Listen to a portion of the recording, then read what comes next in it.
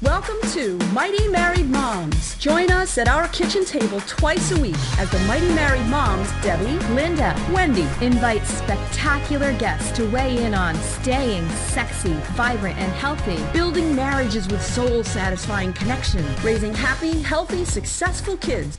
Conversations with Mighty Married Moms will bring you closer to the life you really want. Episode 10. Hello. So the story is that married men don't talk, except our guest today, Rodney Turner, he actually does. Rodney Turner's been running an internet-based radio talk show for the past 6 years with call-in guests. So we're pretty excited to dive in and hear exactly how it is that married men don't talk, because that's our experience too. So Rodney, welcome. Thank you. Thank you for having me. It's my pleasure to be here, ladies. Yeah, so glad to have you. So here's the first question out of the box for you. Okay, you ready? Okay, I'm ready. Okay, good. Crying. Why is crying such a bad thing? You know, I don't know about you guys, but in my house, if I start to cry, my husband gets visibly anxious and visibly like, it's okay, it's okay, it's okay. And for me, I'm feeling like, oh, I just need to let this out. I'm not looking for him to fix anything. Do you guys, is that? It's not just my husband, it's my kids too. Really? I cry at everything, so. Yeah. I'm married to an artist. My husband's a little different than the average guy out there, I guess. So I don't experience that particular one. But my boys, for sure, growing up, you can see the social pressure of behaving that way or how they respond to those things. So I think it's an interesting thing, raising boys into young men. Right. So you are expert on the male mind. That's why we're here with you today. Okay. Let's hear it, Rodney. Well, I'd say that, to your point, Wendy, we are fixers. Men are fixers, and when you're crying, there's a problem. So we want to fix it. We want you to stop crying, and it's not, as you say, we just want to let some emotions out. You don't cry just for no reason. There is something going on. So we want to limit that, as much as possible. So it's not anything where it's not we're treading on your territory as far as letting out those emotions. But, why are you crying? Let's get to the point of why you're crying and let's fix it, immediately. That's what we're thinking when you're crying. So stop it off. Yeah, let's cut it off.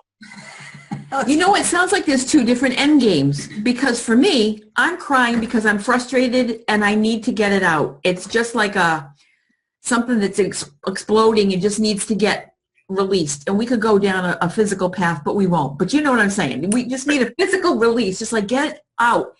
Whereas it sounds like the end game is the crying is a symptom of something bad, and let's uproot the bad. Yeah, and let's limit it. Let's limit it to as short a period as possible, because we just don't want to let you cry for 30 minutes, that long to get it out. We want to cut it to 5, if possible. So it's like, how can we trim that 25 minutes to really get, down to the root of the problem? Right. Yeah, so it sounds like guys are really solution oriented, and we're kind of using it as a mechanism of release. It isn't to get attention or to say, I really need some help here so much, at least for me. I don't know. It is. It's definitely more of a release. Yeah. But that makes sense to me that, but that somebody would come in, men in particular, and want to solve the problem. That makes a lot of sense. Yeah. And I think a lot of it has to do with the way men's brains work. Men's brains are just designed to deal with problems. And I'd have to go back and do my research, but I know I've read about this recently.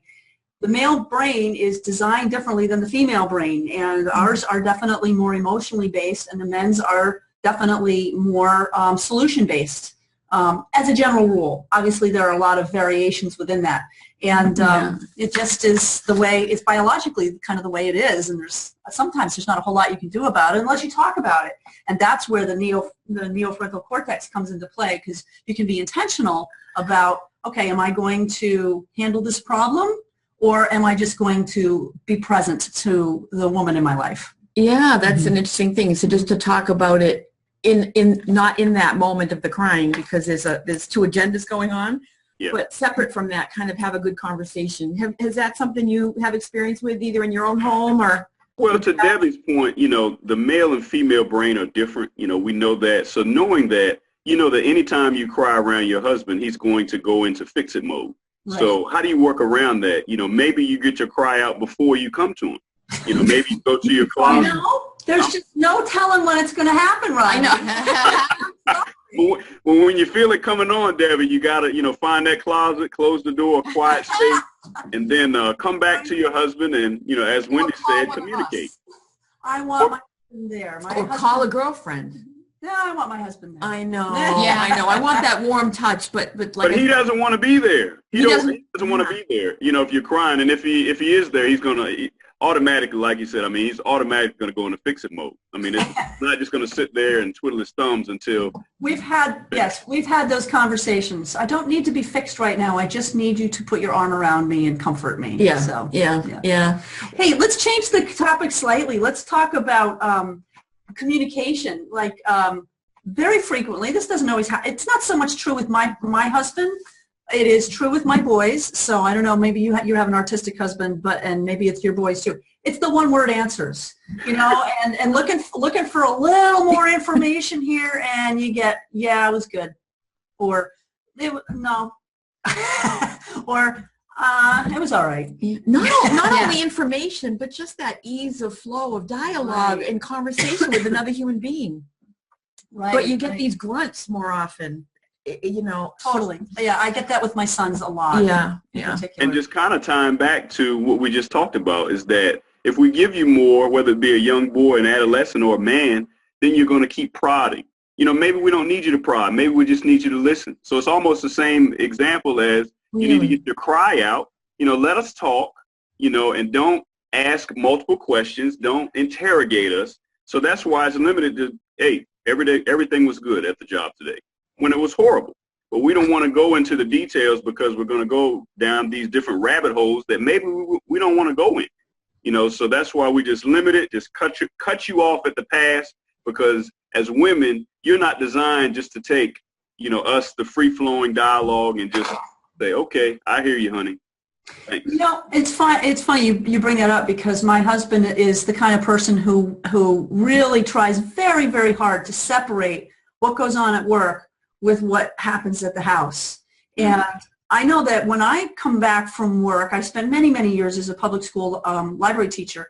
When I would come home, I would want to share what had happened to me that day, and he's just less inclined to want to share that. He's much more of a compartment. He compartmentalizes a lot more, I think. Yeah, and that's any man, Debbie, because I don't know if y'all have ever heard of men are waffles and women are spaghetti. Yes. Absolutely, yes. It's the same thing. Work, we're off at 5 o'clock. Now we're home. We don't want to necessarily talk about things that go on at work at home. We can, right. But, for ladies, for women, everything is just intertwined and just like a pile of spaghetti. So everything is interconnected. And touching, whereas we're, as you said, we're compartmentalized. Everything is in its nice little neat box. And, to get us to come out of those boxes is that, we just generally need a listening ear and not the rebuttals, the interrogations, or, the changing of, how we really feel. Unfortunately, our wives try to say, well, do you really feel like that? And it's like, well, yeah, I do. But why don't you think I feel this way? And then we're questioning ourselves, like, maybe she's right. Maybe I don't feel like this. It's one of those things where it's just the male and female, just how we're designed is just different. So we just have to, learn how to relate to in both regards. So I was just say with my boys, I find, Rodney, I don't know if this is something that you talk about, but I have to wait for the right moment when they're ready to talk. I can't just go in and ask at any point in time. They have to be ready. And so I have to kind of sit back and be patient and wait for them to come out. Then I find that they'll talk to me more. And I know one thing my husband actually taught me when we were dating, because I was all about definitely badgering and pushing the buttons, and not intentionally, but I just want to know all the information. I want to process. I'm all about process. And he said, and I wish I could quote him exactly, because I really learned a lot, but he said, if you always have to process, if you always have to interrogate and ask me questions all the time, it takes away the magic and the mystery of a relationship where you should be able to understand me sometimes, and we shouldn't have to talk about it in detail. And I really found that a very valuable advice for me as the partner from my husband. Yeah, and we don't want to be interrogated. Maybe we want to tell you all about our day, but we don't want you, well, why didn't you tell him this? Well, why did she do that? That's what you go into, whereas we just want, and that's why we just say, everything was great at the office, what's for dinner? We don't want to get into all of that, because unfortunately the interrogation starts, and we don't want to we had a horrible day at work. We don't want to be interrogated at home. Yeah. That's what you just said really intrigues me, because is there something in there about, I want to come home and show you my best and be my best self. I don't want you to know that I had a bad day at work and the boss was riding my butt. I don't want to tell you that, Wendy. Mm. Is there something in there about that? It's a little, Wendy. We males have egos. So we want to make sure we're top performers in both, areas, home and work. But, again, we want to be able to express ourselves, absolutely, but at the same time, we don't want to be beat down, for any of our vulnerable feelings that we, sort of let out.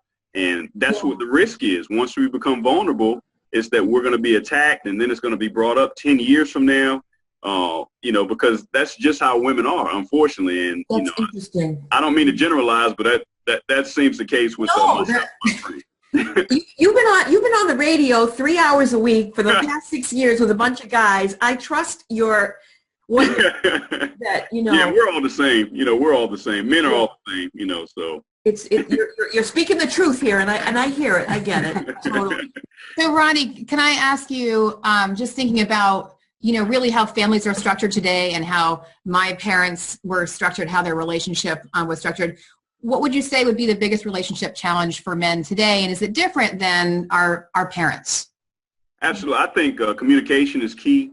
That's the biggest challenge that we face, because a generation ago, like I look at my father, my parents are still married. I think they're 45 years, just celebrated this year. But he was the breadwinner. My mom worked as well. But most often in a generation ago, you had the single breadwinner, and mom stayed home and tended to the kids and, ran the household. Whereas today in 2015, you have dual incomes, dual careers. And, I get involved in a lot of the day-to-day with my 3 children. So, it's just about, communication, with those things, and, just making sure that the ship still runs smoothly with 2 commanders, essentially, whereas before, the home was the woman's domain, was the wife's domain. So that's changed over the years, where both are, it's more like a partnership in the day-to-day running of the household. Yeah. And that's a huge shift. And in my personal opinion, this is just saying it like I feel it. I feel that there has been, that we're kind of I'm 56 years old. We're kind of we're in a generation that's transitioning from that way of life, male comes in and the woman's running the home, to a different way of life. And we're sort of like a guinea pig generation in a way. We're trying to figure it out in a way that preserves that male ego and that preserves the man feeling really powerful and empowered, while we're sharing that power. And sometimes we'd rather not. Could somebody just come in and take care of me? And I don't even like saying those words out loud, but I'm telling you the truth. Sometimes I want the man, my husband, to come in and just say, here's $1 million a week. Here's your vacation, and I want you to have bonbons. I mean, I want $1 million a week too. I'm just saying. But today, so I hear you. It's a very interesting question. Like, there is a lot of differences between us and what our parents did. And that has to be articulated, because again, times have changed. That has to be articulated, and it's unique to that couple. You can't really say, well, right, you should go this way because this is how we do it. Though that husband and wife have to come together and get on the same page about what works in their household, because what works in the neighbor's household may not work for them. Right. Yeah, that's true. Speaking of households. I've been thinking about this question since we arranged to have a conversation with you. Okay. I've been married 19 years, and we have lived in 2 places. Most recently this place, with this lovely orange here. Most recently this place, and for the past 7 or 8 years. We moved in, and I set up my kitchen, because that's how I roll. That's how we roll. I'm the girl, and I set up my kitchen. Nothing has ever changed in the kitchen.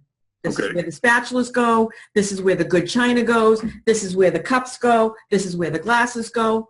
My husband unpacks that dishwasher, and I swear it's like, welcome to your home. The spatula doesn't go here. It goes there. It's never gone there. It's always been here. And why are the glasses with the mugs? And and it happens all the time. And I say to myself, you don't behave like this at work because you wouldn't have a job. I know that you are capable of figuring out where things go and which email should go to which person. So can you help me? I can. I'll start with a question. Are you OCD? I am not. Well, we all are just a little bit. We all are just a little bit. Right. To be I fair, am just a little bit. spectrum. Absolutely. I am just a little bit. But, I would say that you said my kitchen, that's your kitchen, your domain. You did say that. You did say that. Did. I'm a good listener, Wendy. So, and when he does put the dishes away, do you appreciate the fact that he put them away and not left them in the dishwasher? I feel like I do. I always say thank you. I'm saying thank you a lot to him. But I also have to pull out a spatula and go, really? I just don't get it. And I don't beat him with it, but I do bring it to his attention. Well, have y'all put the dishes away together and made it like or just, you kind of just leave him to his own device? I would do that if he was 6. I would do that if he was 6. Wait a minute. You have to do that because obviously it's an issue for you when he puts the spatula with the mugs. It's true. So you have to walk us through this, how you want it done, and that will articulate to him that it's important to you because honestly, what I'm hearing, that's not a priority. Obviously it's a priority that he gets his job done and he performs well, right? Because that's, that's how you make a living. Right. But whether the spatula is in the cabinet or, in the dishwasher or wherever it is, that's not a big deal as long as it's put away, So that's what I would say. I would go through, Except maybe when I'm trying to flip my eggs and I can't find the spatula. And I'll tell you what I do. This is a woman's mind. My mind goes to, you don't know where the spatula goes in our kitchen. What does that say about our relationship? That's where I go. Right. And and trust me, he doesn't feel that way because it's all about priorities. And you have to articulate to him that that's a priority, that he puts the spatula where it should go. The glasses should go with the glasses. The mug should go with the glasses. And you have to relay that that's very, very important because you say you had 2 houses and everything is set up exactly the same. So it's obviously a top priority for you, but to him, it's not a big deal because this is the second house and he's still doing the same thing. So you have to do a better job of communicating to him that, hey, this is where the spatula goes. This is how I feel when you don't do it the right way. Or you could take it a step further. Don't let him put the dishes away anymore. You do it. Well, it's not that bad. Well, and I think the other thing that you're bringing up, Rodney, is the key. Here I am. I'm the parent and life coach, okay? And so this is where I jump in. And I say what you're talking about is communication. Absolutely. And every relationship that we have is based entirely on what our communication is like. And so if something's important to you, if you articulate why it's important, great. But if not, just articulate that it is important. Yeah. And then Jeff should be able to figure out what's going on. And in the same way, I'm sure there are things that are important to him that you don't understand. Mm-hmm. Totally. It gets. That's what I was going to say, Debbie. That's the point. Is it's all about communication, right? Yeah, and that's why I say, a potential solution for you, Wendy, is to when the dishwasher is finished, you put the dishes away together, and you, like a 6-year-old, you show him this is where the spatula goes, and while you're doing that, you articulate that to him, and maybe you do something special for him later on after the lights are off. I'm hearing make sure that it hits home. Make sure you reinforce that behavior. There you go. It's called a reward. Yeah, reward. It's Everybody a reward. likes rewards. We all need little celebrations. That's right. There you go. Definitely. Yeah. That's so funny. So another question I have, in terms of your show, Married Men Don't Talk. Yes. How do you feel you're helping me by helping men? Well, number one is that we provide men a forum, and it allows women like yourselves, wives, single women, divorced women, doesn't matter. We give you inside the mind of a married man or men in general. And unlike, our conversation here, there's rebuttal, there's interjection, which is fine. But when you go back and listen to our show, because our show is strictly for men only, married or not, there's no rebuttal. And you know that when you're already in listening mode when you're downloading and listening, and that helps you absorb more of what the men are saying, because as I stated before, we're all similar. We're very similar. So it allows you to really take in versus, oh, well, I want to interject on that point, or I disagree with that. You really can't do that when you're listening to a previously recorded show, a bunch of men talking. So it helps women, and it has helped women because it takes you inside the mind of a married man. And, you know, unlike our show, it's just a bunch of us men, and we're not interrogating folks like y'all do, you know, like women do. You know, we're not doing that, and we're not, you know, we do dig deep, but, you know, it allows us just to, you know, prod and try to pull out some things, but at the same time, you know, it's in a healthy and loving manner, you know, if you will, versus the interrogation style. We take that as not loving, you know, not pleasant. Absolutely. Yeah, I've actually heard a number of your episodes, and I am struck with the banter and the use of teasing. Yeah, amongst men. It's not a way that women typically relate to one another, you know, to teasing. My kids do, though. Amongst themselves? Yes. Siblings? I don't know. No, I mean among their friends. Yeah. So maybe that's changing a little bit, because I don't think our generation of women does. And yet my daughter and my sons tell me that that's they tease each other a lot. Yeah. And it's not just as siblings. I mean, among their friends as well. Yeah. So that's interesting. Yep. Huh. So, Rodney, we only have a couple minutes left, and I would love all of our audience to hear about how we can find you and what's going on for 2015 with your radio show or anything else that you're doing to kind of champion the male mind and relationships. Sure thing. Thank you, Wendy. And, you know, you can find us at mmdt.org, and that stands for marriedmendon'ttalk.org. And we still run a weekly talk show that is public, and it's for any man on the planet. You know, if you have a phone, you can dial in and chat with us. It's a very unique, it's provocative. We do tackle some tough topics, but, you know, as I stated before, Wendy, it allows women to get inside the mind of a man to ultimately help them better effectively communicate with the men in their lives, whether it be their husbands, their sons, their boss, you know. But once you really go inside the mind of a man and he's allowed to really give you his thoughts, and you may not agree with all of them, but at least you know. And, you know, as the G.I. Joe, I'm sure that your sons probably don't play with G.I. Joe. I did back in the day, but knowing is half the battle, you know. So if you know how men think and how men relate and react and respond to certain things, that gives you a leg up, you know, by listening that you wouldn't have known otherwise, you know, because again, when you're interacting with your husband or your boys, it's a back and forth, where this is one way, we talk, you listen, and you absorb the information. Let me ask you, I just want to ask you to expand on that a little bit, Rodney. You've been doing the show for so long, and you and your two compatriots, they do such a great job. I was listening to some of the episodes also. It's great stuff. Thank you. What are the couple of the key things that you would like for our listeners and viewers to take away in terms, because we're mighty married moms, you know, we're the women, and we would like to know, what are the key takeaways that we should be aware of in terms of communicating with the men in our lives?